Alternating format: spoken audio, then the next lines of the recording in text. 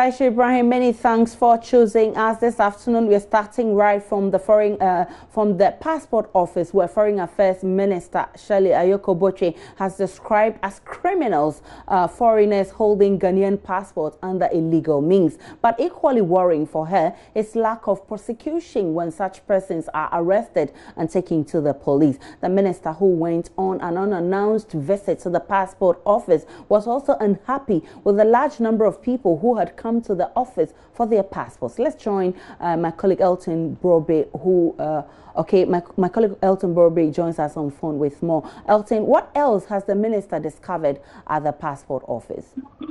Right, Aisha. So like you said, this was an unannounced visit to the passport office. Two centers, actually.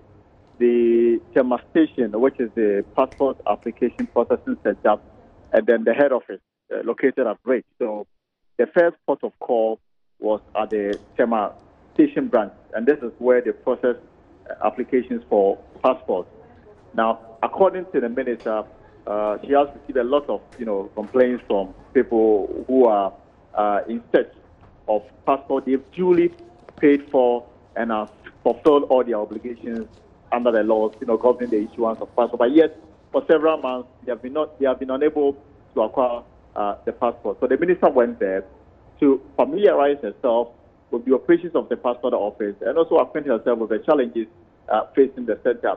Now, a lot of things came up. Indeed, she was taken through the processes by some officers of the passport office.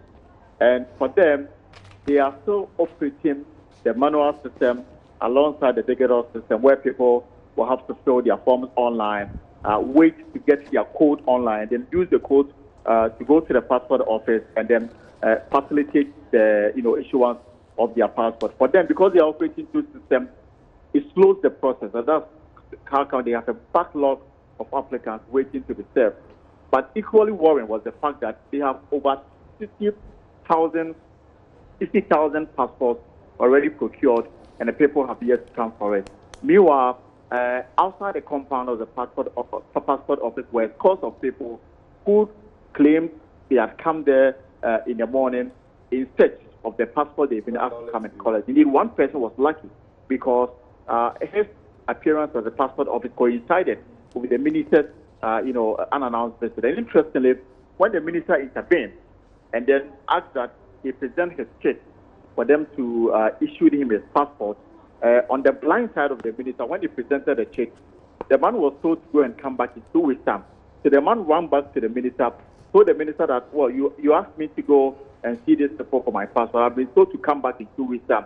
The minister collected the check, went back to the passport, the room that the man was arrested to go and take his passport, and within 10 minutes, the passport, which the man was told to come back in 2 weeks' time, was given to this particular person. The minister was not particularly excited about that development, saying that it was due to her intervention that the man got his passport. Other than that, the man had been coming to the passport office since December when he was given the state to come and collect his passport and had been unsuccessful in securing his passport. The minister's visit today saved that situation. Similar stories were told at the Rich head office where two persons also had their passport because the minister was there. So these are some of the concerns that came up. Elton, it's very worrying to realize that foreigners are holding Ghanaian passport while Ghanaians themselves are struggling to get the passport. What's the plan by the Foreign Ministry to sanitize the system? Well, the minister's comments were that, it has become a daily ritual where foreigners took to the passport center with the hope of getting Ghanaian passports. And indeed, there have been several arrests. People are arrested, they are taken to the police station.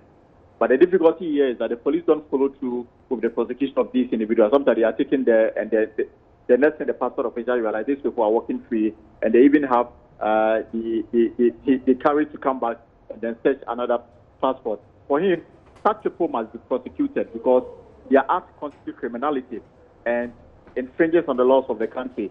So far as they've been arrested, they must be prosecuted. And he was not happy with the fact that the police action on this particular matter has been rather snail-paced. And, he thinks that something must be done about it. He is of the view that with the introduction of the Ghana card, the National Identification Authority issuance of the Ghana card, it will help differentiate between who is a Ghanaian and who is not a Ghanaian but living in Ghana. So these are some of the solutions for him who address this particular matter of foreigners acquiring or trying to acquire passports that is solely meant for Ghanaians. Well, many thanks to you, Elton Broby, for the update. We'll be monitoring keenly and bring our viewers a last-minute update on this issue.